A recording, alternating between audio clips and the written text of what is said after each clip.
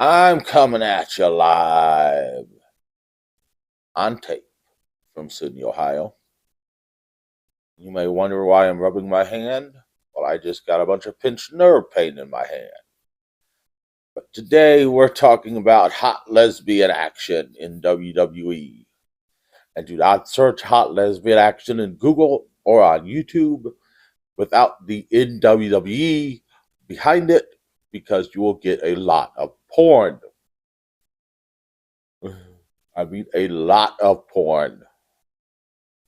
And this actually was a thing in WWE for a while. And for a while, I mean in 2002. And the reason for this, I don't know. I could not find a reason, or I could not find who came up with this, or why exactly they did it. I think it was just a ratings grab. But in 2002, WWE's ratings were in a free fall. They got the lowest ratings since before, since during the ratings, since during the Monday Night Wars before Stone Cold was champion. And they tried everything to bring ratings up. They brought in the NWO. They had a gay tag team, Billy and Chuck, who were getting married on live TV and then revealed the marriage was just a big joke. They did everything. This was also the year of Katie Vick.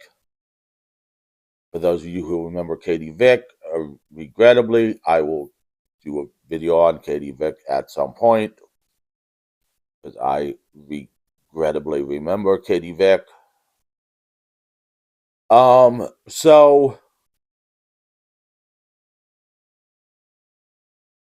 it was a regrettable year for WWE.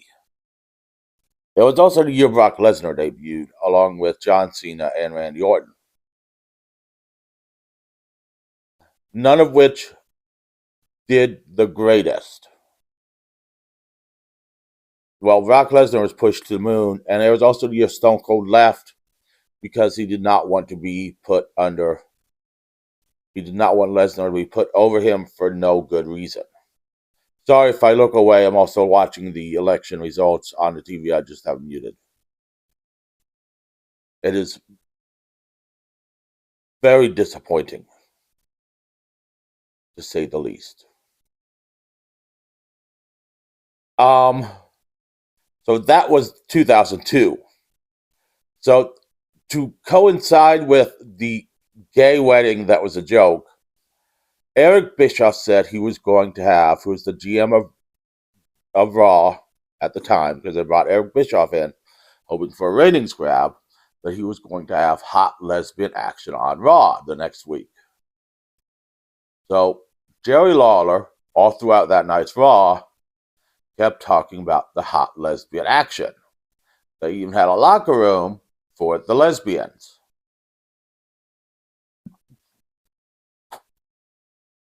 And various superstars talked about how there was going to be hot lesbian action.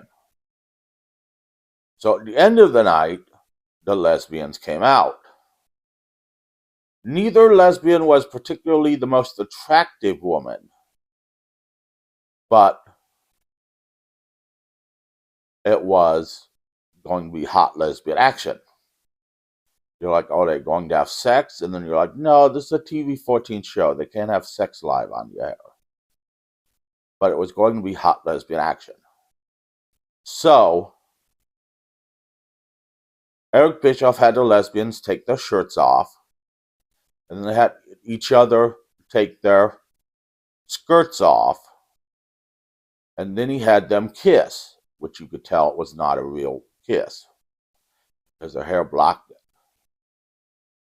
And then he said that it had gone about 3 minutes over time, which honestly, it had gone about 10 minutes over time because no one was interested in hot lesbian action. And so 3-Minute Warning came out, who was a tag team at the time, and destroyed the lesbians. And they had to be carted out on stretchers. Luckily, both lesbians were also wrestlers, and they didn't really get hurt. And that was the Hot Lesbian Action night. Now, later on, Eric Bischoff had a bet with Stephanie McMahon that if he won, she would have to do Hot Lesbian Action. So yes, this was a recurrence in 2002. Of course, Eric Bischoff won, and Stephanie had to do Hot Lesbian Action with Rikishi in drag, who then kicked Eric Bischoff in the face with a super kick and gave him a stink face. Because Rikishi was still on the roster somehow in 2002. We're not sure how, because he was never that entertaining, but whatever. Later on, Sable and Tori Wilson, when Sable returned, did a lesbian lover angle. But Sable, when she sued WWF or WWE, this was brought up in the lawsuit that she really did not want to do the lesbian lover angle. But they forced her to do it. And it was more Hot Lesbian Action.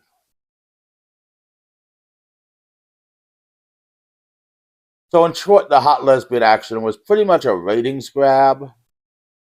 So they could just show lesbians on TV and hope people would tune in. It did not work. The ratings still were in a free fall. Possibly because they gave Triple H way too much time on TV and he just rambled. And they'd let him talk for like 20 minutes, for like 40 minutes at a time. Because this was when Triple H, he was a face. But then he turned heel and they let him talk and he just talked for like 40 minutes. And Triple H is not a good enough talker to talk for 40 minutes by himself. And I hated Triple H because he was just boring as hell to watch.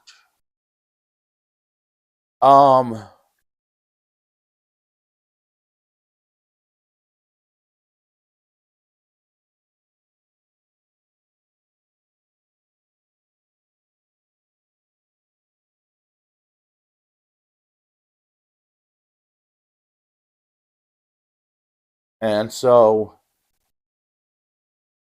that was the Hot Lesbian Action in WWE. Join me next week. We will talk about, I'm thinking we're going to talk about Vince McMahon's illegitimate son, which was another ratings grab that didn't quite turn out how they wanted it to.